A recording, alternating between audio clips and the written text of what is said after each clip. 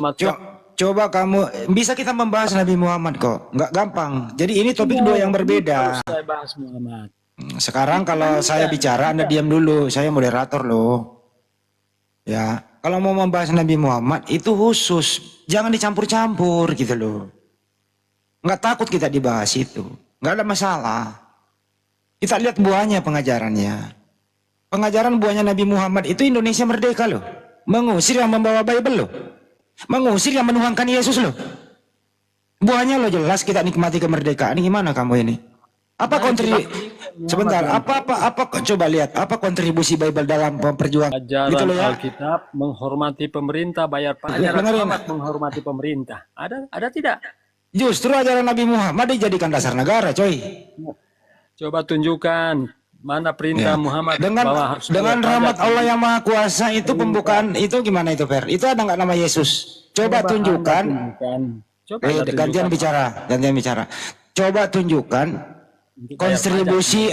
Kamu kok saya ngomong? Mampus lo dibawa dulu. Orang lagi ngomong dia ngomong juga. Nah, saya ngomong dulu baru lo naik. Coba tunjukkan kontribusi Bible dalam memperjuangkan kemerdekaan. Lo naik. Saya naikkan lagi ya. Kontribusi Bible memperjuangkan kemerdekaan. Kabur kan? Ada Kristen yang mau maju?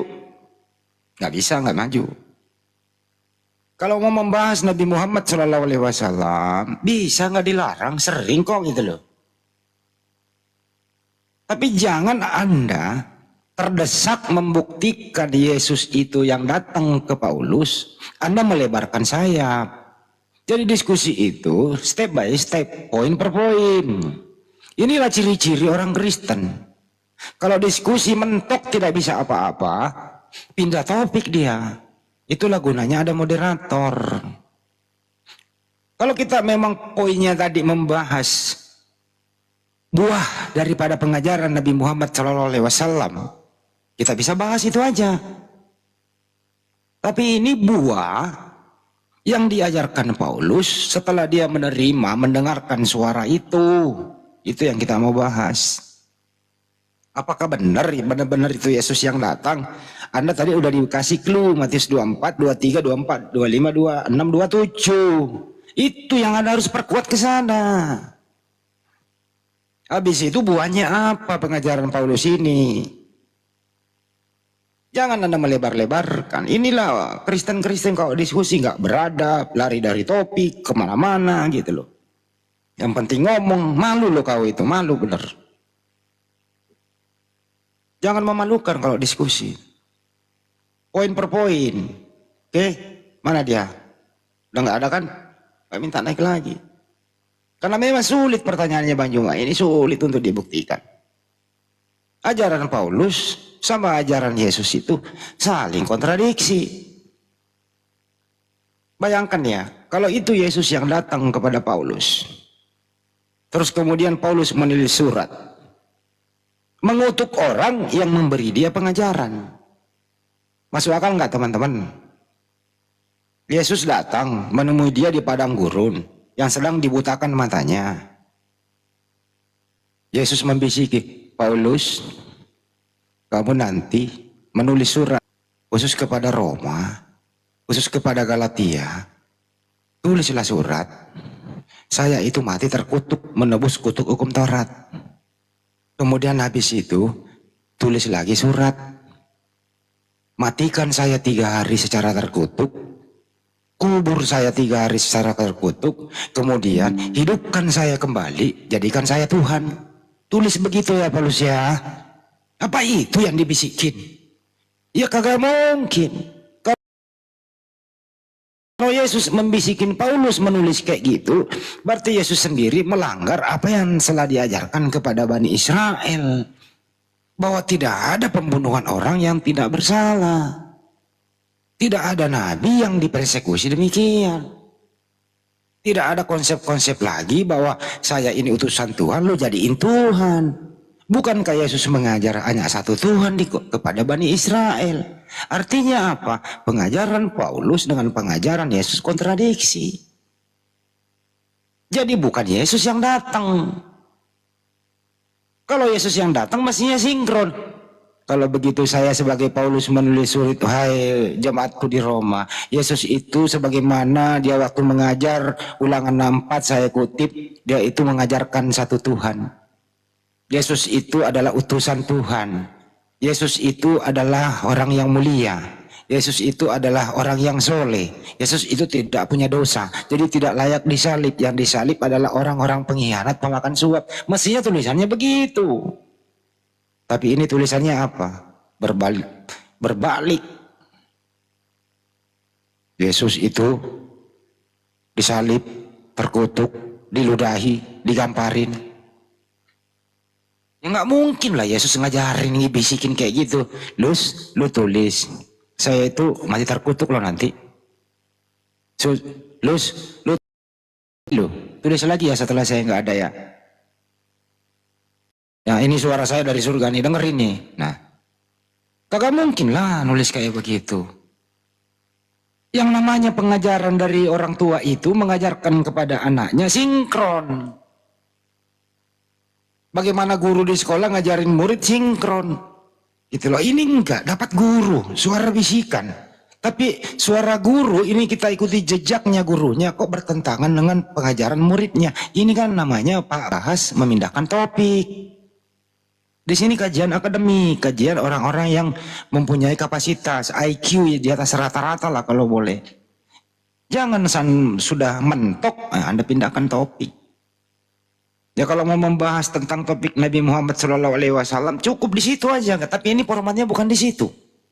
Nes kalau mau pertemuan ini dulu membahas itu khusus, berikutnya kita membahas buah-buah pengajaran Nabi Muhammad dan seterusnya. Itu kira-kira dari saya teman-teman, ya gambaran tampilan orang-orang yang kayak begini memang sulit untuk diatur. Menjadi benalu di republik ini. Tidak ada sumbangsinya mereka hidup di republik ini. Kami pembayar pajak, nenekmu kiper. Itu aja lu bayar karena terpaksa. Coba kalau Belanda yang berkuasa yang membawa Biblemu, kau perlakukan apa umat Islam di Indonesia ini coba? Kau perlakukan apa kami? Kalau seandainya ya Belanda itu meninggalkan agama ini dengan teratur, dengan sempurna. Coba dibalik kira-kira apa yang terjadi. Lu lihat aja di luar negeri yang mayoritas agama Islam. Moral terjaga enggak? Kagak. Pakaian terjaga enggak? Kagak. Jeruk makan jeruk? Oke. Party? Oke. Semua oke. Untung Indonesia mayoritas Islamnya menjaga, menyaring ini semua. Nah ini yang kau pertahankan, kami pembayar pajak. Itu aja kontribusimu. Selain itu apa kontribusi Bible dalam mengisi kemerdekaan? Apa yang bisa diambil? Kasihilah musuhmu. Apa yang mau dipakai daripada nyeleneh kayak begitu? Karena baju mah istirahat 5 menit. Nggak ada dia bisa naik Bang Andi. Dia jadi netizen aja lah kalau dibawa. Jadi netizen aja dibawa kalau gitu. Dia masih ngetik-ngetik di bawah itu. Arman, selamat malam agama Pak. Assalamualaikum warahmatullahi wabarakatuh. Ya, waalaikumsalam. Apa yang mau disampaikan Bang? Sama agama Islam. Ya, apa yang mau disampaikan Bang? Cepat Bang, kita nunggu hoten Bang. Saya ngepen itu Bang Juma. Mbak. Apa sih ngomong apa sih? Saya ngefans sama Bang Juma. Saya mau nanya. Bang Juma kan dulu waktu itu saya pernah dengar ada pertanyaan yang seperti ini. Allah itu turun ke dunia. Maksudnya itu turun ke dunia itu gimana gitu maksudnya. Pernah saya dengar salah satu debat di YouTube itu ya Bang Juma sama siapa gitu lupa lagi saya. Tolong itu jelasin Bang. Saya juga bingung gitu. Gimana tuh Allah turun ke bumi itu gimana gitu. Apakah Allahnya turun atau gimana gitu. Ngerti gak maksud pertanyaan saya Bang? Ngerti Pak. Iya, ya udah segitu aja. Itu namanya pertanyaan membuat statement salah. Oh. Ya. Enggak, saya Ya diam dulu Bang. Ya silakan. Itu namanya statement salah terus ditanyakan. Gitu ya. Allah Subhanahu wa taala mana mungkin turun menjadi makhluk. Gitu ya. Yang mereka ini mencuri nama Allah, dipakai, terus happy memakainya, diturunkan menjadi manusia. Sudah nyolong, disalahgunakan. Itulah yang dipergunakan oleh mereka. Enggak, saya enggak nyangkut pautin sama Kristen, Bang. Saya juga muslim kok. Saya itu kan kalau di Astagfirullahaladzim. Udahlah, capek. gini, maksud saya Udah kan bang dibawa aja, abang udah paham, udah abang kalau nggak terima apa yang dibilang. Udah dibawa aja, abang kalau nggak di terima apa yang sepertiga disampaikan bang Hadi. malam, Udah Bang, dibawa aja, udah. Bang Hadi udah ngomong panjang kali lebar. Kok jadi kamu pula yang lebih ngerti? Kamu bertanya, jadi kasih jawaban, malah kamu ngeyel. Udah kamu belajar sendiri aja lah kalau gitu. Sabar. Waduh. Ini ada anak buah Paulus ini menjadi nabi ini datang nih, gimana dong? Ya Bang Hadi punya kerja. Udah bikin gereja dia, Bang. Jadi istilah Allah turun ke bumi menjadi manusia itu istilah orang-orang yang tidak bertanggung jawab mempergunakan kata Allah. Ini penistaan namanya. Teos kami atau Bapak di surga turun menjadi manusia, nggak ada problem itu, silakan saja. Tapi Bang sepanjang Andi. Anda mempergunakan, sebentar dulu Kak, sepanjang Anda mempergunakan istilah Islam, sembahan umat Islam lu pinjam, lu salah gunakan turun menjadi manusia, ya gua tabok. Kan gitu. Kalau Anda pakai istilah Anda sendiri, teos kami turun menjadi manusia, menjadi Yesus, dibunuh di tiang salib menebus dosa, ya monggo. Itu bagus dijual untuk Anda. Tapi jangan memakai istilah Islam. Gua tabok tiap hari kan gitu. Itu kira-kira ya jawabannya ya teman-teman tadi ya. Oke, lanjut. Demen nabok ya. Sadis, ngeri. Tabok lah Raga, kalau udah sering ngasih tahu baik-baik, ngasihnya ya ditabok Selamat malam. lah. Kalau Ah. boleh gue tanya, kalau boleh gue tanya, kalian misalnya lebih kan di antara Kristen ini kan berbagai macam jenis ya, ada oneness, ada Tritunggal para nabi, grup. Seandainya kalau disuruh kali berdebat dengan siapa? Dengan grupnya gua atau grupnya oneness atau grup Tritunggal? Disuruh apa? Debat. Atau di mata kalian oneness itu suatu musuh oneness itu suatu musuh yang perlu dihancurkan nggak? Seperti apa sih Kak? Coba, kau nggak jelas suaramu.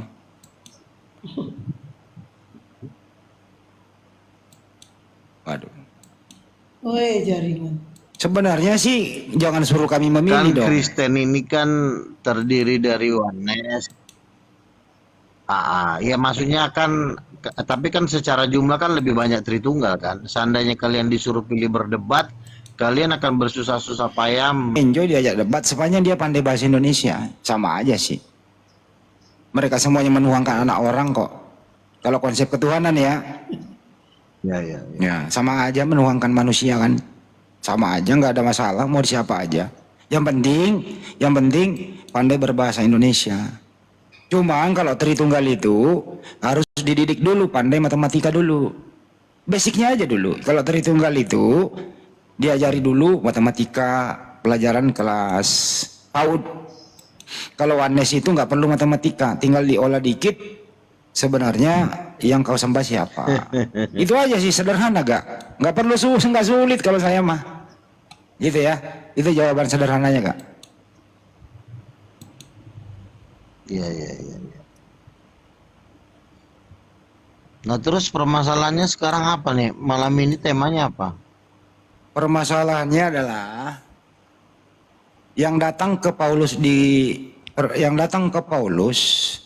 padang gurun itu apa benar Yesus? Jangan-jangan bukan Yesus, jangan-jangan roh jahat yang membisiki Paulus sehingga Paulus menulis surat begitu banyak bertentangan dengan ajaran Yesus. Itu topiknya Kak, silakan. Jawab. Pertama, tidak mungkin setan bisa bersinar-sinar dalam posisi jam 12 siang. Ya, setan itu dia nggak bisa lihat matahari. Setan itu dia berada dalam kegelapan karena dia itu takut terang.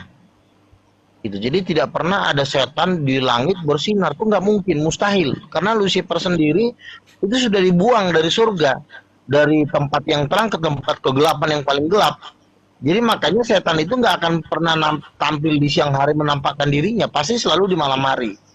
Nah, kalau Paulus kan itu kan sekitar jam 12 seperti matahari. Nah, terus sinarnya Lucifer itu tidak bisa seterang itu. Lucifer bersinar tapi dia tuh remang-remang, walaupun dia punya cahaya. Terus yang kedua, sinar itu membuat Paulus menjadi buta 3 hari. Wah, kalau sudah buta 3 hari repot lah, itu udah nggak mungkin Lucifer. Dan yang menyembuhkan juga adalah muridnya Yesus Kristus yang bernama Ananias. Tuhan ngomong ke Ananias kan, Tuhan Yesus. Ananias, ada seorang yang bernama Saulus yang akan datang mengunjungi kamu. Wah, itu kan penjahat itu Tuhan. Kenapa harus dia datang? Ya, tumpangkan tanganmu dan Enggak. ya Tapi artinya di Yesus, Paulus enggak. Tapi Yesus pernah berkata di Matius 24, 23 sampai ke bawah. Pada waktu itu jika ada orang berkata kepadamu, lihat Mesias di sini atau Mesias di sana, jangan kau percaya. Yesus yang ngomong loh. Jangan kau percaya bahwa nggak ada yang melihat nyambung. Mesias. Gimana itu? Nggak nyambung ayatnya ke situ. Kan Yesus itu kan juga mengatakan, aku akan menyertai kamu sampai akhir zaman. Kalau menyertai artinya nemenin sampai kiamat. Jadi kalau dibilang, ada mengatakan, aku buta selama 3 hari dan sembuh. Pertanyaannya, setan bisa bikin melekin mata orang buta nggak? Setan bisa butain mata orang nggak? Bisa. Setan nggak bisa. Oh, nggak bisa. Setan nggak bisa butain mata orang tanpa seizin Tuhan. Nah, di situ kan ada Ananias, hamba dari Yesus Kristus. Kan Yesus yang nyuruh Ananias supaya sekarang menjadi ya, saksi nanti. Yesus pernah berkata, aku datang itu bersama fisik saya. Kok Yesus bohong lagi, dia datang cuman cahaya doang, kok nggak ada fisiknya kelihatan? Gimana itu? Begini loh, artinya lo nggak bisa atur-atur Yesus mau datang seperti apa. Tidak ada undang-undangnya Yesus Orang dia datang. sendiri, bukan harus saya yang secara ngatur, fisik. enggak bukan saya yang ngatur, dia sendiri yang ngomong kayak gitu. Iya, itu kan tafsiran lo. Loh, Tafsiran ini kan tertulis nggak kok, bisa gimana sih kita. tafsiran? Iya, lah buktinya Paulus bisa dia diterima oleh 12 rasul dan dia juga melakukan mujizat-mujizat. Dia nyanyi terjadi gempa bumi loh waktu dia di penjara. Bisa nggak lo nyanyi terjadi gempa bumi? Yang ada lo nanti nyanyi lagu dangdut siapa tuh Elvi Sukaisi, yang ada bukan gempa bumi yang terjadi. Jadi kita lihat Paulus itu adalah rasul yang sudah disertai dengan tanda-tanda mujizat. Dia bangkitin orang mati bisa, ngusir setan dalam nama Yesus bisa. Dia nyanyi terjadi gempa bumi. Nggak bisa lo lawan dia. Terus kenapa dia mati dipenggal? Lah itu kan syahid. Yesus berkata, martir. Kalau dalam bahasa Kristennya martir. Iya, kalau saya kan dalam bahasa Arab sama itu sama. Yes, sama bro. Sebelum Islam juga ada martir, udah ada di dalam Kristen, seperti Stefanus kan. Ketika Stefanus dilempari batu sampai mati, apa yang terjadi? Dia malah melihat Tuhan. Bapak ampunilah mereka sebab mereka tidak tahu. Mana ada orang dilempari dia melihat Tuhan gitu. Jadi artinya bahwa Paulus itu sudah melakukan mujizat oleh apa? Kuasa siapa yang dipakai oleh Paulus? Kuasa Roh Kudus yang dipakai. Nah, sementara kalian ngusir setan, bikin mujizat nggak pakai kuasa Roh Kudus tuh. Kalau Yesus itu yang datang enggak? Kenapa ajarannya Paulus bertentangan dengan ajaran Yesus? Kenapa bisa begitu? Tidak ada yang bertentangan. Paulus mengatakan Yesus Raja. Paulus mengatakan darah Yesus menebus dosa, itu sesuai dengan Saya kasih Taurat. datanya ya. Aduh. Yesus waktu hidup tidak pernah berkata, aku Tuhan. Satu. Yesus waktu hidup mengajarkan hanya ada satu Tuhan. Yesus waktu hidup tidak pernah berkata, nanti aku mati terkutuk, jadi tumbal menebus dosa manusia di tiang salib. Nggak pernah loh Yesus. Dia itu mengaku anak tunggal Allah. Anak tunggal Allah ini bukan nabi. Anak tunggal Allah itu adalah Anak tunggal korban Theos. Anak tunggal Theos. Ya terserah lah, mau anak tunggal Bapa, anak tunggal Elohim di bumi dan di surga. Itu yang bisa menerima itu bukan nabi. Nabi jangankan separoh, seuprit aja kuasa Tuhan, nabi bisa stres. Ntar dulu gak, lu jawab Ini dulu. mau segala kuasa Gak, lagi. siapa yang membisiki Paulus menulis surat mengutuk Yesus di tiang salib? Siapa yang membisiki dia? Dia tidak mengutuk Yesus. Dia cuma bilang orang yang tergantung di kayu salib adalah kutuk. Nah, Yesus itu terkutuk karena dosa-dosa Ya, kita. itu terkutuk. Iya, Paulus Nah. mengatakan Yesus terkutuk disebabkan oleh dosa seluruh dunia. Iya, Bukan karena siapa yang membisiki Paulus menulis surat Roh mengutuk Kudus. Yesus? Siapa? Bukan mengutuk Yesus, Roh Kudus. Dia mengutuk kok. Dia menulis Orang surat yang Yesus terkutuk. Paulus aja mengatakan bahwa Yesus itu akan datang sebagai raja segala raja kok di 1 Korintus Iya, 15 ayat gini loh. 25. Enggak gini loh. Jangan Tulisannya kita baca satu-satu ayat. Jadi jatuhnya tukang tipu jadinya. enggak. Ini datanya di Galatia 3 nomor 13. Kristus Apa? telah, dengerin ya. Kristus, ini tulisan Paulus loh. Ini makanya saya tanya, ini yang bisikin Paulus ya, mengutuk anak kesayangan Maria nih. Kata-katanya begini. Kristus telah menebus kita dari kutuk hukum Taurat dengan menjadi kutuk karena kita, sebab ada tertulis, terkutuklah orang yang digantung di tiang salib. Jadi menurut Paulus, Yesus itu terkutuk. Artinya itu bukan begitu, bro. Paulus itu mengajarkan Yesus itu menjadi kutuk karena menanggung kutuk dunia, bukan karena dia terkutuk. Dia dikutuk alasannya apa? Apakah ada yang dia curi? Apakah ada yang dia bunuh? Kan Yesus kan kutuk. Nah, Itu kalaupun Paulus Yesus yang ngutuk, kan Paulus yang ngutuk bukan gua. Makanya lu denger dulu biar lo ngerti. Lu jangan arti-artikan Alkitab itu seenaknya lu. Loh tertulis begitu nggak ditambah nggak dikurangi kok. Iya, makanya lo dengar biar gue jelasin maksud Paulus itu, karena Paulus juga mengatakan bahwa Allah telah mengaruniakan kepadanya nama di atas segala nama supaya di dalam nama Yesus setan-setan diusir. Filipi 2 ayat 10. Jadi kita nggak bisa baca-baca sepotong-sepotong tiba-tiba kita udah jualan di luar sana. Alkitab itu harus dimengerti secara keseluruhan baru dikhotbahkan. Jangan baca satu sepelintir udah khotbah, nanti takutnya lu masuk neraka. Terus yang terkutuk di tiang salib siapa? Yesus itu terkutuk di tiang salib menebus dosa dunia. Ya itu Selama udah 3 ngomong. hari. Kamu udah ngomong tuh. Iya, kamu udah ngomong tuh Yesus terkutuk. Setelah 3 hari dia selesai menyelesaikan penebusan, dia bangkit naik ke sorga, duduk di sebelah kanan Bapa sebagai raja, bukan Oke. sebagai nabi. Kamu udah akui Sebentar. sendiri. Enggak. Pertanyaan pertama tadi. Entar dulu. Pertanyaan pertama belum gua jawab. Gantian. Pertanyaan pertama tadi belum gua jawab. Gantian Diam dulu ya. sebentar. Jadi mau dia sehari Lo ngomong terkutuk, mau dia semenit terkutuk, mau dia 3 hari terkutuk, kau udah akui bahwa Paulus lah yang menulis surat Yesus terkutuk. Kau udah akui loh barusan. Ya terkutuk gara-gara apa? Untuk menebus dosa. Ya Bukan karena dia maling. Ya mau dia gara-gara apa yang jelas Paulus menulis surat Yesus terkutuk di tiang salib. Itu Nggak kan bisa poinnya. kita mencomot begini loh, lu nggak bisa mencomot Alkitab satu ayat tiba-tiba lu udah jualan di luar sana, nggak bisa begitu. Ya kalau udah ngomong tadi Yesus terkutuk, kau sendiri loh Wah, yang ngomong nggak? dibandai. Ya, coba Iya, saya Mak. ulang. Yesus siapa yang terkutuk di tiang salib? Yesus. Ya udah Yesus terkutuk, siapa Untuk yang nulis? apa? Untuk apa dia terkutuk? Sekarang coba lu jawab, untuk apa? Ya saya bisa jawab, tapi kau jawab dulu untuk apa? Iya, makanya kalau Alkitab itu kita baca keseluruhan. Paulus mengatakan Yesus untuk mati, untuk menebus dosa dunia, untuk mengampuni salah. dosa. Salah. Dia Bentar terkutuk. dulu. Salah lu, Paulus nggak pakai sendiri. data lu. Wah, Sebagaimana ini orang bunyinya Galatia sebenarnya lo di 3:13. sini mau debat kusir apa mau debat sih? Orang ngomong lu potong-potong mulu sih. Nih. Kan pas saya pakai data lu enggak. Galatia 3:13, Yesus itu terkutuk karena menebus kutuk hukum Taurat. Itu tujuannya. Habis dia terkutuk dia ngapain? Kata Paulus. Menebus kutuk hukum Taurat, terus kemudian Iya, habis itu setelah itu dia ngapain? Kata Paulus dia bangkit ya, ya. ya terus dulu dia saya lanjutin. Terus itu dimatiin 3 hari, oke, dimatiin 3 hari, kemudian dibangkitkan menjadi Tuhan. Siapa yang bangkitin? Oh ya, yang dibangkit Bapak lah di surga bangkitin dia yang tertulis.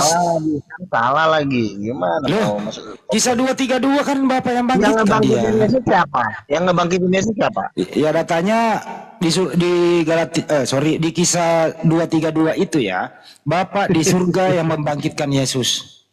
Datanya Salah. Bapak. Salah. Ya kamu nggak baca Gimana data lo sih. menjadi pendebat? Orang salah mulu jawabannya. Saya bacain ya, boleh nggak saya bacain datanya? Lu baca Bisa juga nggak ada gunanya. Loh nggak Karena bisa, lu harus nggak pakai baca data. Tentang hal itu kami semua adalah saksi. Theos yang bangkitin dia. Theos itu siapa? Ya Tuhan lah. Kalau Theos itu membangkitkan pakai kuasa apa? Ya maksud kuasanya sendiri lah. Salah. Loh terus Udah, apa? Dia pinjam kuasa. Salah jawabannya. Ya terus kuasa siapa? Kuasa sendiri lah, masa dia pinjam kuasa Kuasa Roh orang? Kudus. Aduh. Enggak ada Roh Kudus di sini, Kak. Coba lo baca Roma 8 ayat 11. Jika roh yang membangkitkan dia, roh yang sama juga akan membangkitkan tubuhmu.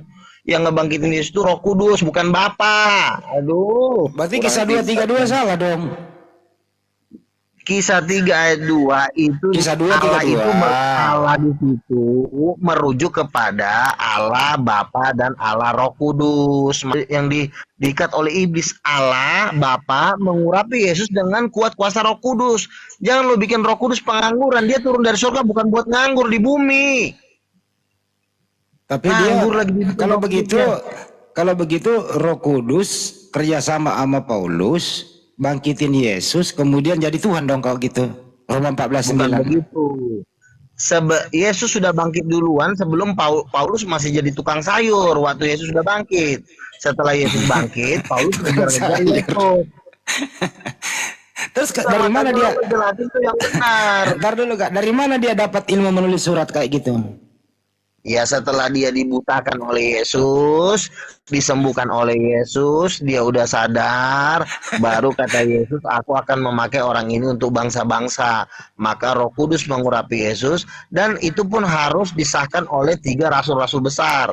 Seperti Petrus, Yakobus, Yohanes di Galatia 1, mereka berjabat tangan, karena kan perlu dicek dulu, dipelonco dulu, benar nggak nih orang mau jadi murid Tuhan. Gini aja deh Kak. Setelah lulus sensor, Enggak, gini aja deh, nggak usah debat, gini aja. Siapa Bapak? ketika Yesus membuat mujizat, maka dia meminta kuasa Bapaknya. Ya, kuasa Bapaknya ini bukan berarti kuasa itu berasal dari Bapa. Kalau dibilang kuasanya Bapa, itu kuasa yang berasal dari satu pribadi yang lain yang namanya Roh Kudus. Karena kuasa itu sumbernya dari Roh Kudus, bukan dari Bapa. Walaupun disebut kuasa Bapa, karena Bapa itu merujuk ke kuasa berasal dari Roh Kudus. Apa tadi Nah. istrinya? Siapa istri? Roh Kudus, Suami siapa? Allah Bapa, Yesus Anak? anaknya. Oh berarti Bunda Maria ini ibarat kata Roh Kudus dong. Bukan, Bunda Maria cuma ciptaan biasa. Makanya di abad dalam teks aslinya itu tidak pernah memanggil Maria itu ibu, cuma manggilnya tuh woman. Makanya kan ada juga di dalam Alkitab mengatakan hai perempuan. Nah, Yesus nggak pernah manggil Maria itu mamanya, makanya karena bukan mamanya. Jadi mamanya Yesus yang sebenarnya siapa? Roh Kudus. Makanya Oh, Yesus iya, itu, iya. makanya kan ketika Yesus dibaptis, terdengarlah suara dari sorga, inilah anakku yang kukasihi. Maka apa yang terjadi selanjutnya? Terbukalah langit, maka turunlah Roh Kudus seperti burung merpati hinggap di atas Yesus. Bukan, boleh Nah, nggak Yesus- dikatakan ini Kak? Yesus itu mamanya itu mama dari sebagai manusia, tapi sebenarnya mamanya itu secara rohani adalah Roh Kudus. Boleh nggak kayak gitu? Betul. Oh, Makanya kayak kan Yesus itu kan mengusir setan kan pakai kuasa Roh Kudus, bukan pakai kuasa Bapa. Pantesan Walaupun dibilangnya itu dari Bapa, karena kan Bapa itu kan sumbangannya pemikiran, ajaran, aturan. Nah, kalau Roh Kudus itu sumbangannya ke Yesus itu kuasa dan kehidupan. Jadi mereka ada saham-sahamnya. Sahamnya Bapa ada, sahamnya Roh. Oi perempuan, woman gitu ya? Ya, orang itu ciptaannya gimana sih? Misalnya gua ketemu sama lo. Ah, Misalnya gua ketemu sama lo nih kan, pasti gua bilang, "Woi, Nudi, apa kabar nih?" iya. Loh, lu gua kok nggak ngormatin bapaknya ya? Masih Andi bukan bapak gue. Andi kan temen gue. Oh jadi Yesus ini, Maria ini ciptaan Yesus. Iya. Oh, pantesan dia nggak pernah panggil orang ciptaannya. Iya. Iya, baru paham gue, Kak. Yang membuat Maria itu ibunda Tuhan itu gereja Katolik. Makanya kata perempuan itu diganti jadi ibu sama gereja Katolik, karena Katolik ini kan demen banget mau jadiin Maria jadi Tuhan. Itu program mereka. Tapi Katolik itu Merusak baik. Alkitab. Itu mensucikan Maria loh, maknya Tuhan loh itu. Ya Maria bukan mamanya orang ciptaannya, kan kurang ajar, orang ciptaannya dijadiin mamanya. Mamanya itu Roh Kudus. Oh, iya. Paham loh, Makanya semua di Yesus bawah. menerima kuasa. Makanya Yesus menerima kuasa dari Roh Kudus, bukan dari Bapa. Bapa itu adalah pimpinan, arahan, ajaran, penentuan. Banyuma Itu udah, kan leadership Banyuma dari udah mau Bapa. masuk ini. Ini ada ajaran baru nih Banyuma. Silakan, gantian dulu deh, gue capek juga nih gue. Iya, Saudara Luga, ada satu hal yang harus dipahami oleh orang Kristen sini ya. Seluruh dunia kalau perlu. Teman-teman yang ada di bawah yang bisa bahasa Inggris, mungkin bisa nanti menerjemahkan kemudian pernyataan-pernyataan saya ke dalam bahasa Inggris. Atau bahasa semut, atau bahasa langit, atau bahasa Suryani. Di dalam kitabnya orang Yahudi itu, diterangkan kemudian bahwa pencipta alam semesta itu maha tinggi, maha suci, itu selalu bersanding. Kemahasucian Tuhan pencipta langit dan bumi, dan juga kemahatinggian pencipta langit dan bumi. Di dalam kitabnya orang Yahudi, ada makhluk yang kemudian disebut Hillel atau Hailale bin Zakar. Itu menyebut dirinya sebagai malaikat yang pernah mau ingin menyamai ketinggian Tuhan. Tapi dia tidak pernah bercita-cita untuk menyamai kemahasucian Tuhan. Sehingga di dalam perjanjian baru, itu kita tidak pernah menemukan adanya ungkapan maha suci kepada objek, baik itu Yesus atau apapun itu. Artinya bahwa di situ sudah terjadi penodaan. Kalau Hailale ini ingin menyamai kemudian ketinggian Tuhan, tapi dia tidak pernah bermimpi atau berniat untuk menyamai kemahasucian. Kenapa? Karena Hailale ini atau bintang timur atau Lucifer ini itu tidak pernah mengatakan dirinya atau mengklaim dirinya sebagai maha suci. Karena itu tidak bisa kemudian disifati oleh makhluk. Apalagi yang disebut iblis. Tidak mungkin mengaku maha suci. Tapi kalau maha tinggi bisa jadi. Bisa jadi. Nah, Saudara Luka boleh tidak saudara tunjukkan kepada saya dalam perjanjian baru, Tuhan Anda atau sembahan Anda itu, baik itu yang Anda sebut sebagai roh atau yang Anda sebut Yesus, disebut sebagai maha suci. Pernah nggak Yesus ini disebut maha suci? Maha Kudus. Di mana Maha itu? Kudus. Di mana tertulis? Demikianlah firman semesta alam yang Maha Kudus, itu banyak di Yeremia, itu banyak itu ya. Iya. Itu di perjanjian lama, oke. Ya. Saya paham. Yang saya maksud ini perjanjian baru. Setelah makhluk yang datang kepada Paulus ini kemudian mengaku sebagai Yesus, sejak itu pula tidak ada lagi istilah maha suci. Coba tunjukkan kepada saya. Kalau di perjanjian baru yang ada Maha tinggi, oke. Maha suci ada nggak? Maha tinggi, maha besar. Maha suci nggak ada. Masya Karena Allah. Alkitab itu lebih karena gini Bang, Ya. kudus itu masih lebih tinggi dari suci. Kalau suci itu kan hanya sebatas dia tidak bernoda dan tidak berdosa. Tapi kalau kudus, itu dia tidak pernah tersentuh sama sekali apa yang namanya dengan kegelapan. Makanya di dalam Wahyu pasal 4, Allah Bapa itu diserukan oleh para serafim. Kudus, kudus, kuduslah Tuhan semesta alam. Itu aja nyanyian mereka sampai selama-lamanya. Kudus, kuduslah Tuhan semesta alam. Seperti itu. Itu terjadi di dalam Jannah, di dalam Gan Eden atau di surga. Nah sekarang permasalahannya ini ketika di bumi, makhluk ini datang kemudian menyerukan tentang Tuhan bernama Yesus ini. Adakah Yesus itu disebut sebagai maha suci? Anak, kalau di dalam Alkitab kan di Lukas pasal 1 ayat 33 itu kan dikatakan anak ini akan disebut kudus, anak Allah, tapi maha suci nggak ada. Nah, kalau dikatakan sebagai anak yang maha suci ada nggak? Anak Allah yang maha tinggi ada, anak Allah yang maha tinggi Anak ada. Allah yang maha suci ada nggak? Nggak ada.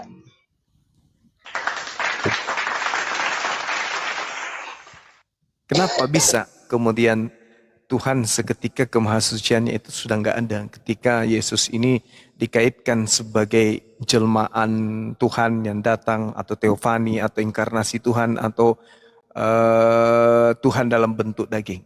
Ini kenapa dihilangkan? Ada apa kemudian? Sebenarnya kata Yesus anak Allah yang kudus, kudus itu menurut saya lebih tinggi dia kelasnya daripada suci. Jadi maha kudus itu kan ada namanya ruang maha kudus. Ada ruang kudus, ada ruang pelataran. Jadi dulu zaman-zamannya ahli Taurat, imam-imam itu nggak boleh masuk ruang maha kudus. Itu mereka tuh yang bisa masuk ke ruang maha kudus cuma imam kepala.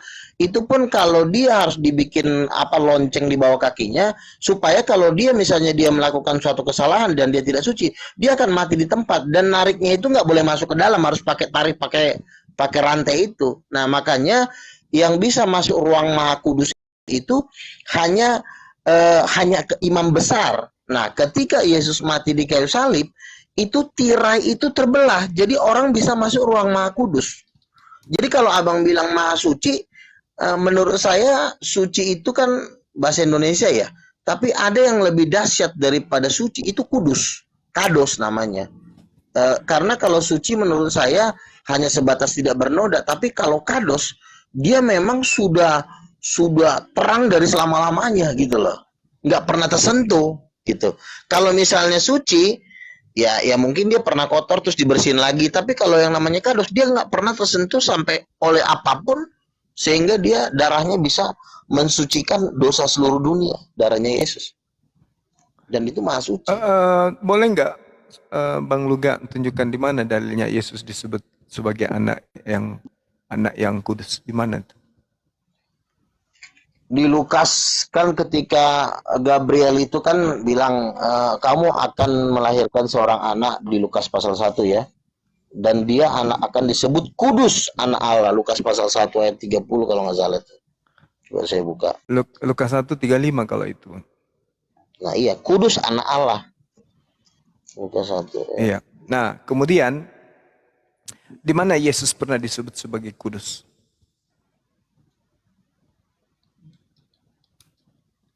Waktu setan-setan itu kan bertemu dengan Yesus.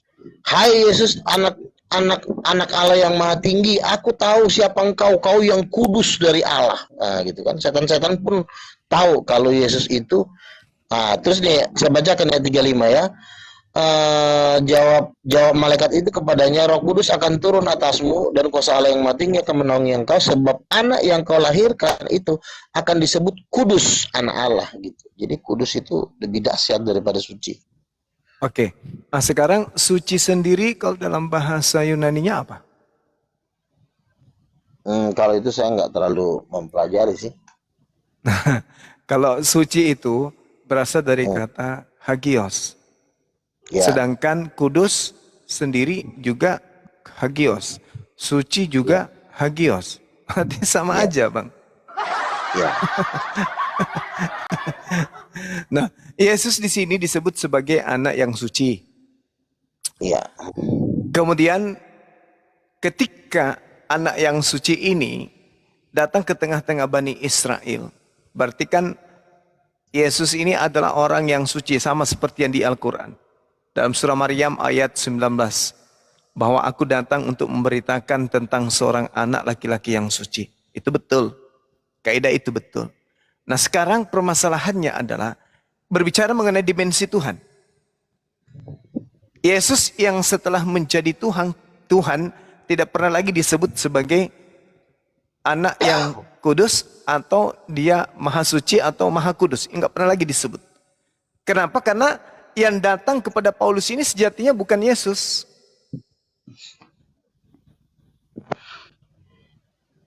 Gimana tuh Bang Kenapa? Luga? Kan Paulus kan mengajarkan orang mengusir setan dalam nama Yesus. Kan Iya itu kan betul. ajaran Yesus. Kan Matius mengatakan, Yesus mengatakan dalam Matius 24 nomor 24 jelas sekali bahwasanya Mesias palsu, nabi palsu mampu bermujizat. Mampu mengusir setan. Iya. Oke. I- Nah sekarang Tapi yang tidak menjadi pakai nama Yesus. Nah sekarang begini Bang Luga. Yesus mengatakan Mesias. Menurut saudara Luga, Mesias ini siapa? Mesias itu Tuhan, Iya, siapa dia oknumnya? Yesus. Oke, Yesus. Berarti Mesias Yang palsu Mesias palsu artinya Yesus palsu, betul? Mesias palsu itu begini, kalau sebenarnya kalau ada seorang nabi mengatakan bahwa saya adalah di atas para nabi, itu sebenarnya merujuk kepada Mesias. Karena gini, Mesias itu kelasnya udah Tuhan. Jadi kalau ada melebihi para nabi atau memimpin seluruh para nabi yang levelnya adalah Tuhan, itu adalah Mesias palsu. Bang Gitu. Luga. Makanya Mesias itu kelasnya Tuhan. Jadi kalau Saudara- ada orang yang ngaku Tuhan ataupun ngaku saya Yesus, Itulah Mesias yang kau aniaya di dalam Kisah Para Rasul 9 nomor 7 tuh. Itu yang menjadi polemik beberapa hari ini. Kan Yesus mengatakan di tengah-tengah muridnya, waspadalah kepada penyesat yang datang bawa namaku dan mengatakan akulah dia. Akulah dia itu maksudnya akulah Mesias. Nah Iya. sekarang ada makhluk yang datang kepada Paulus mengaku Mesias, mengaku Yesus. ya. Terus Apakah itu masalahnya Yesus? Apakah itu Yesus asli atau Yesus palsu? lah kan ketika Paulus sudah diutus oleh Yesus, ya kan dia kan mengalami mujizat. Dia buta selama 3 hari. Ya. Ketika orang buta selama 3 hari dan tiba-tiba melihat, apakah itu bukan suatu pertanda?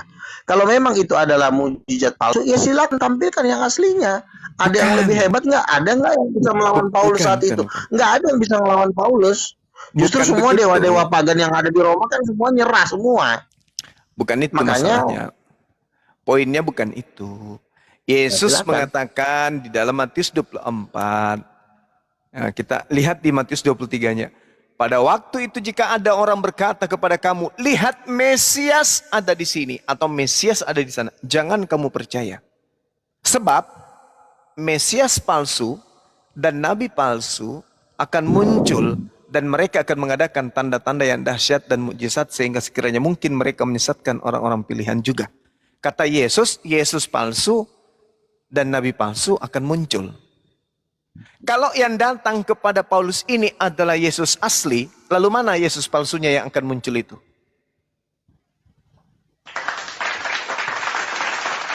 Begini, Bang Juma ini sebenarnya jangan terlalu dibikin ribet. Paulus ini kan dia sebelum dia menjalankan tugas kerasulannya, kan mereka ketemu 12 rasul. Ingat loh, 12 rasul itu bukan orang sembarangan. Petrus itu bisa membangkitkan orang mati. Jadi ketika Paulus ketemu Petrus, kan dikatakan Paulus itu berjabat tangan dengan Paulus. Artinya menurut Petrus, Paulus ini tidak berbahaya. Dia bukan seorang rasul palsu. Dia tidak sedang berbohong. Ya kan? Apalagi dia pembenci murid Yesus, tiba-tiba kok dia bisa berubah menjadi penyayang murid Yesus. Jadi sebenarnya tidak ada yang dipermasalahkan.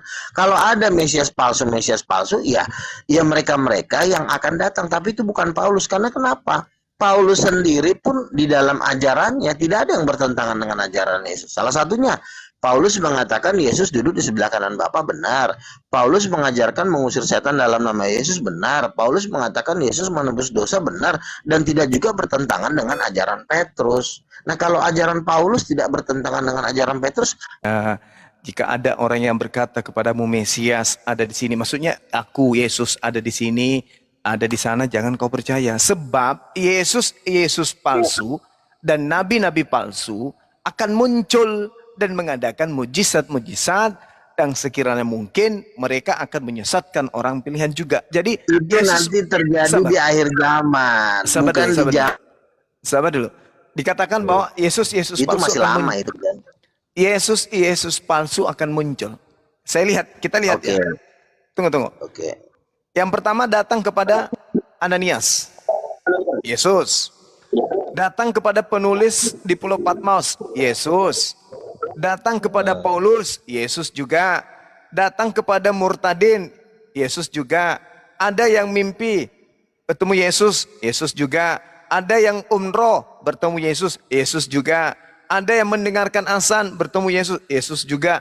Ada yang tahajud bertemu dengan Yesus? Yesus juga. Inilah yang dimaksud Yesus palsu. Saya buktikan, sabar, saya buktikan. Satu, kenapa saya katakan bahwa yang datang kepada Paulus, yang datang kepada Ananias, yang datang kepada penulis di Pulau Patmos, yang datang kepada para murtadin adalah Yesus palsu? Saya buktikan. Satu, dengarkan baik-baik. Kisah para Rasul 1 nomor 11. Engkau akan melihat Yesus seperti sedia kala ketika dia naik ke langit.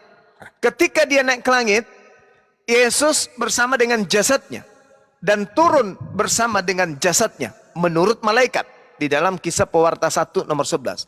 Kedua, Yesus mengatakan aku akan pergi.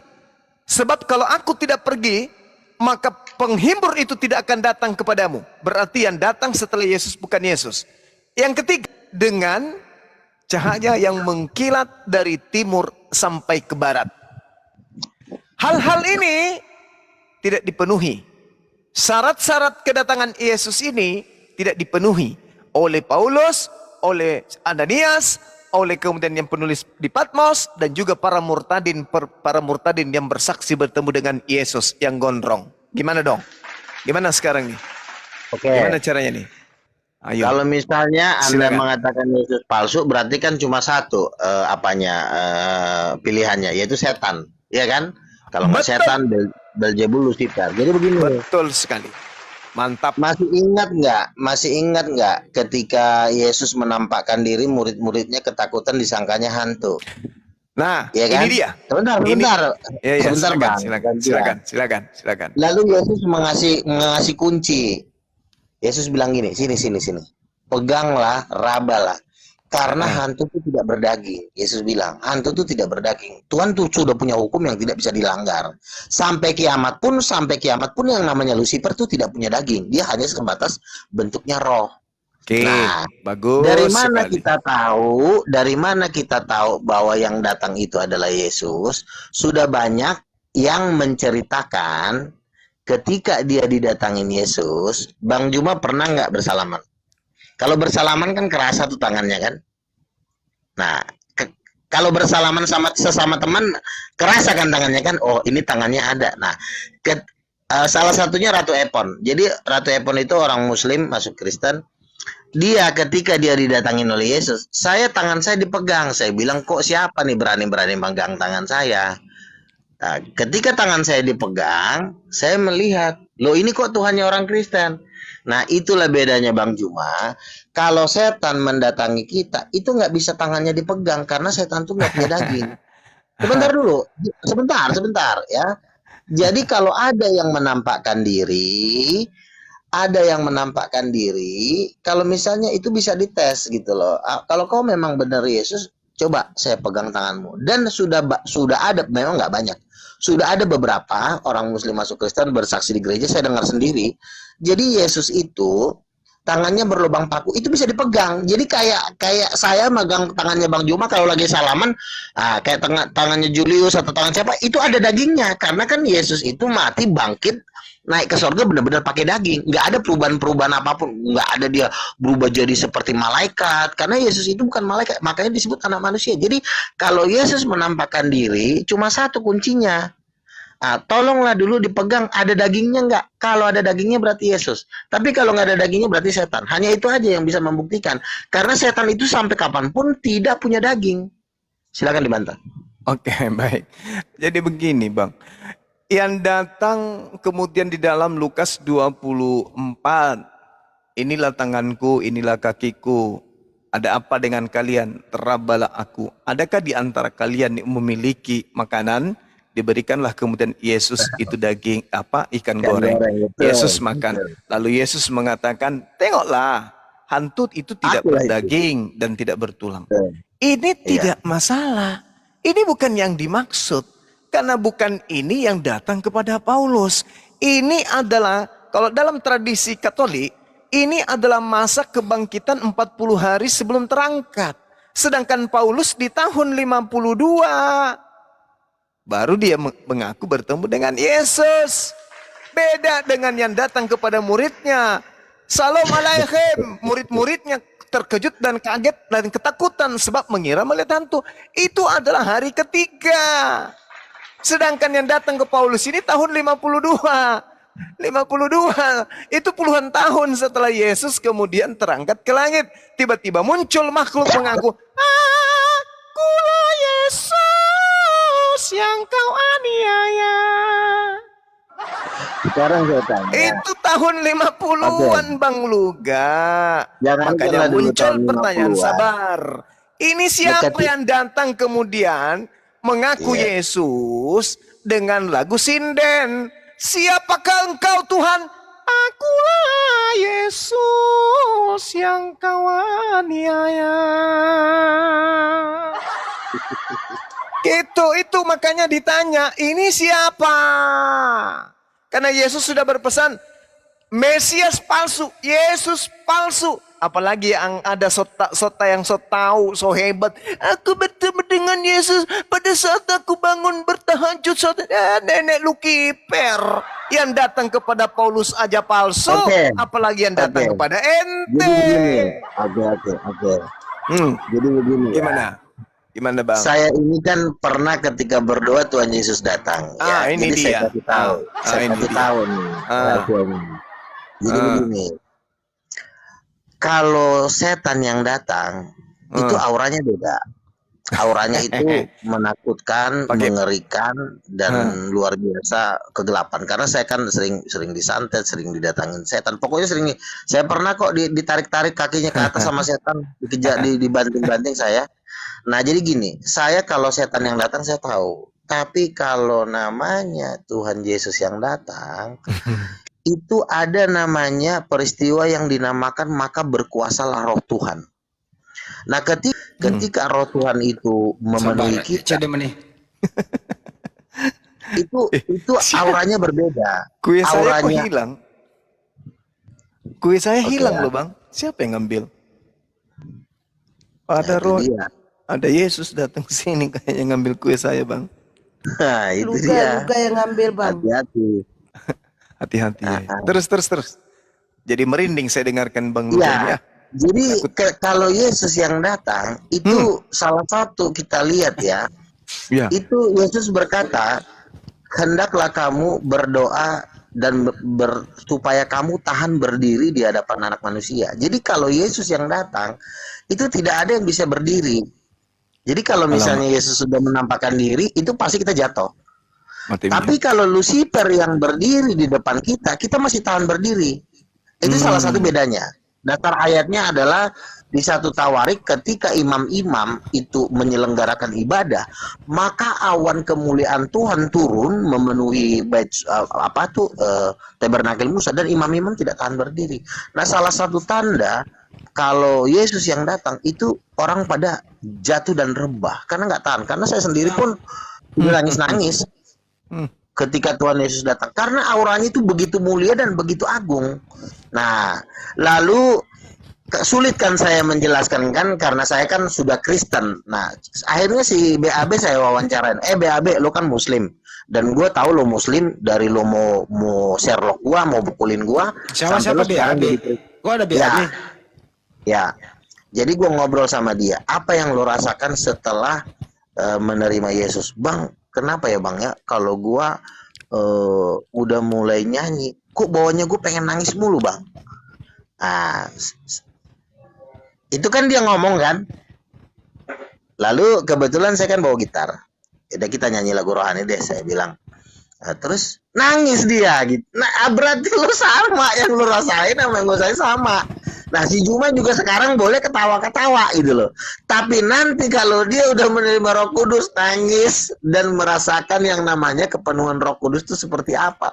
Kepenuhan Roh Kudus itu dahsyat luar biasa, nggak bisa lagi lo ngomong. Yang ada cuma lo bilang Tuhan Yesus dahsyat, Tuhan Yesus baik karena memang Yesus itu Tuhan gitu loh. Jadi aura Roh Kudus itu tidak bisa dibohongin.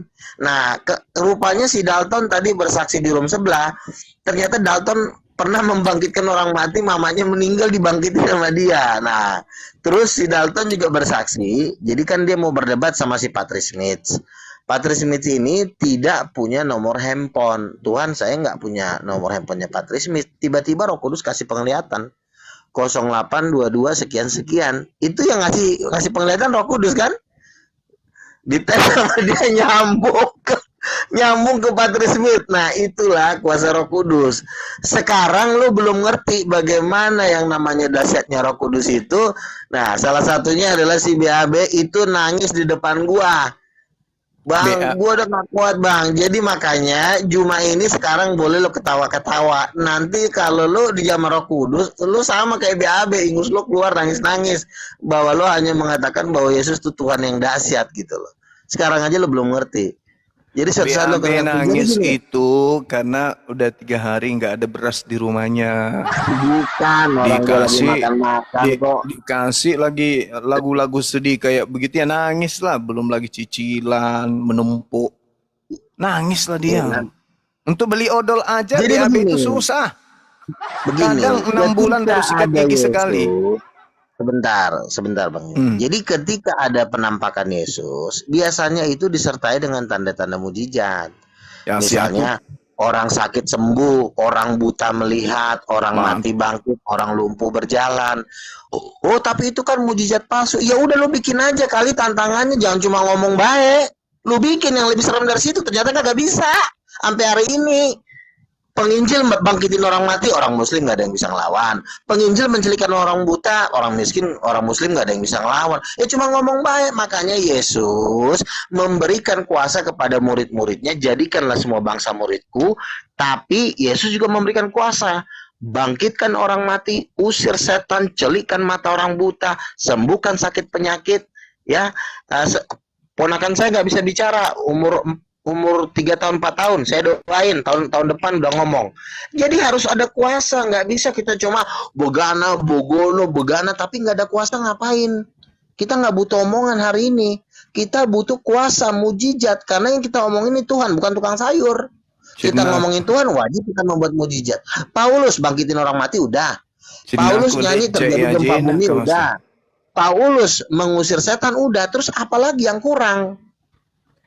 Iya kan Yesus mengatakan bahwa Mesias dan Nabi palsu itu mampu bermukjizat sampai bisa menyesatkan banyak orang. Matius 24 itu ibarat kita kayak ngeplak kepala monyet. Ada orang bikin mujizat nih, mujizat palsu. Itu ibarat kita, jangan bandingkan kuasa pencipta langit dan bumi dengan kuasa Lucifer.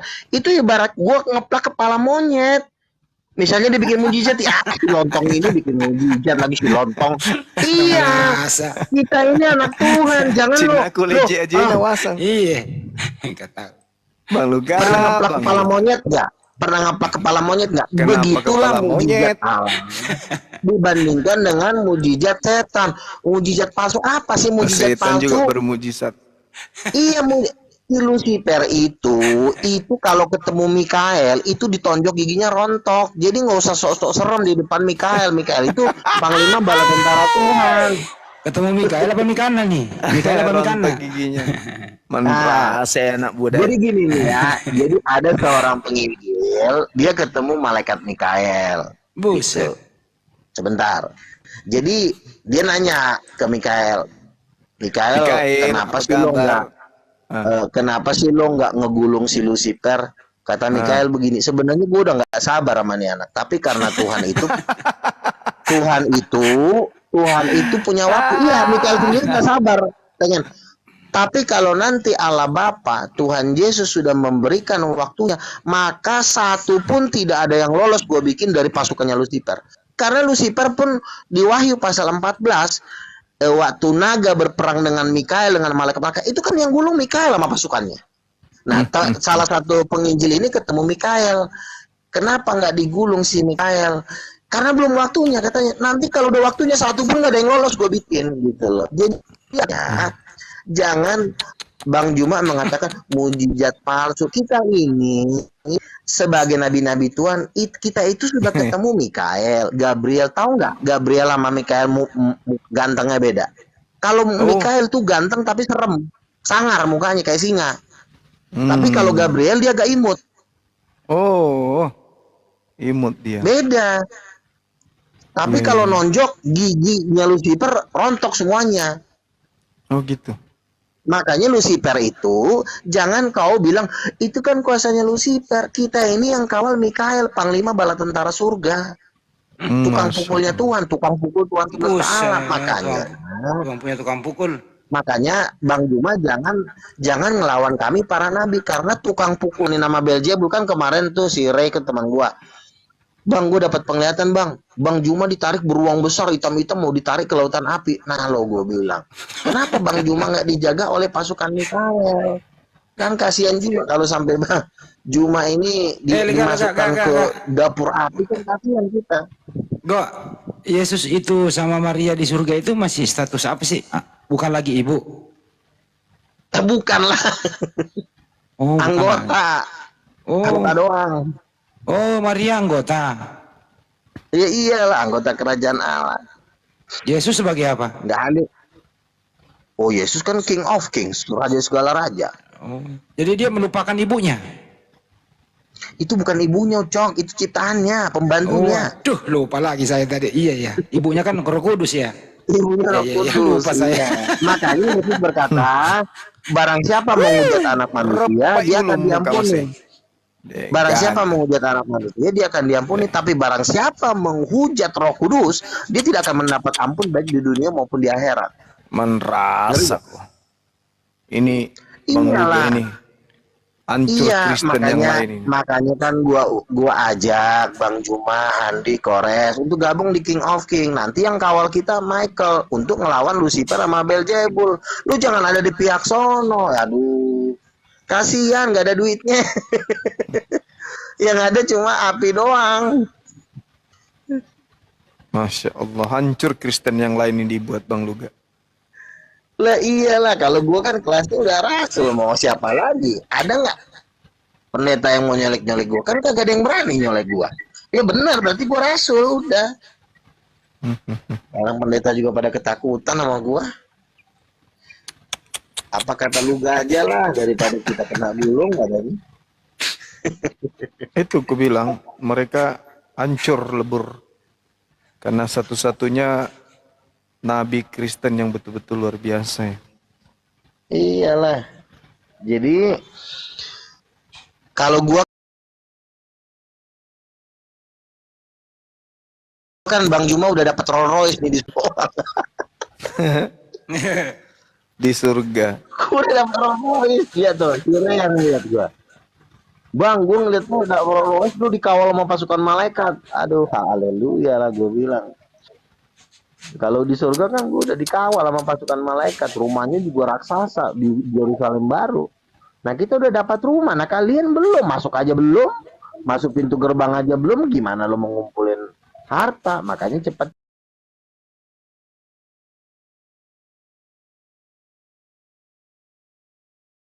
gabung, ajak seluruh tengah, menangkan Cina, Hong Kong, India. Kapan Yesus rencana turun? Udah nggak lama lagi lah, nggak sampai 5 tahun. Wih, mati aja. Kan 3 tahun ini penuaian, 3 tahun ini penuaian. Seluruh bumi harus menyembah Yesus nih.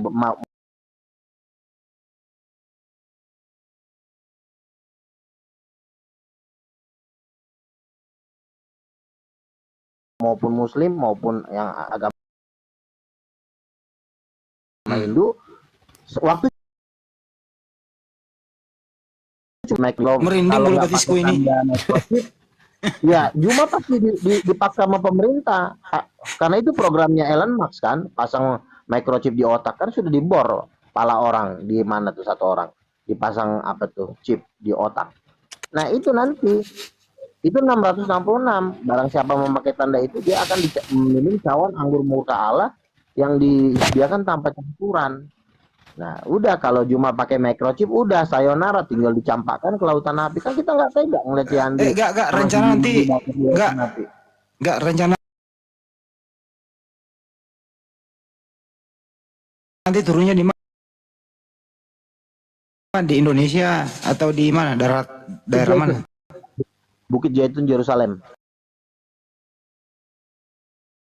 Jadi habis kita pesta perjamuan nikah anak domba selama 3,5 tahun di surga, baru kita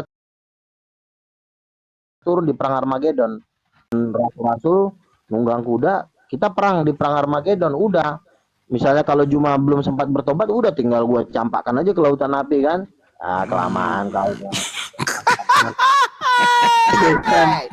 Udah diinjilin mati ngotot, diinjilin masih ngotot, nggak tahu apa dikejar, donasi juga nggak nambah ya kan, ngapain ya, kalau donasi juga nggak masuk, udah tinggalin aja kan, yang ada cuma dipermainin doang.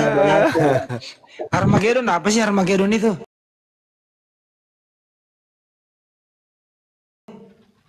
Kan seluruh musuh-musuhnya, jadi setan, Lucifer,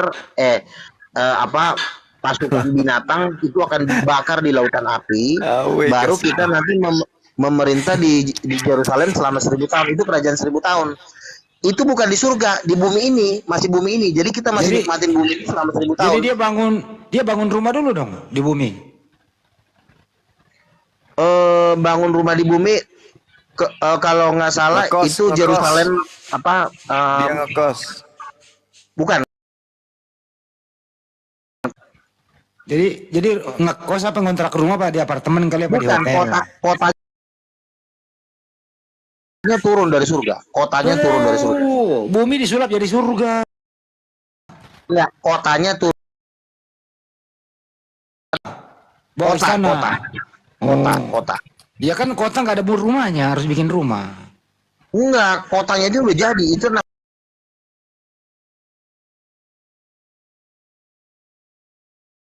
namanya Yerusalem baru. Kalau di kerajaan 1000 tahun itu nggak ada yang bisa aneh. Ini kan turun di bumi. Iya, tapi kan setannya kan udah dibakar dulu. Yang penggoda-penggodanya udah dibakar di lautan api. Makanya kan tertangkaplah binatang dan nabi palsu itu udah dicampakkan hidup-hidup. Ya. Jadi di kerajaan 1000 tahun itu nggak ada yang bisa berbuat jahat. Kalau dia semua turun ada. di bumi, di Bukit Zaitun di sana itu ya. Jangan nanti Yesus naksir salah satunya gitu loh. Dan gue bilang setan itu kan sudah dibakar di perang Armageddon. Jadi kan yang membuat roh perjinahan, roh percabulan ini setan. Jadi ketika roh perjinahan, roh percabulan itu dibakar, itu keadaan kerajaan serinahan. Jadi Terus semua nanti- di situ aman dan tenang. Terus nanti kamu kan di Indonesia nih. Terus kok kau ke sono gitu. Kalau gua kan sudah di sono, di Yerusalem, di markasnya Yesus Kristus. Nah, kalian-kalian misalnya yang masih hidup di bumi ini, yang udah percaya Yesus, itu jadi rakyatnya. Tapi kalau yang tidak percaya Yesus, itu sudah dibunuh, bangkainya udah suruh makan burung. Kan di Wahyu pasal 19 kan dikatakan semua bangkai-bangkai mereka akan jadi makanan burung. Izin. Assalamualaikum warahmatullahi wabarakatuh. Waalaikumsalam. Bang Gimana, Amin Bang? mau turun sebentar.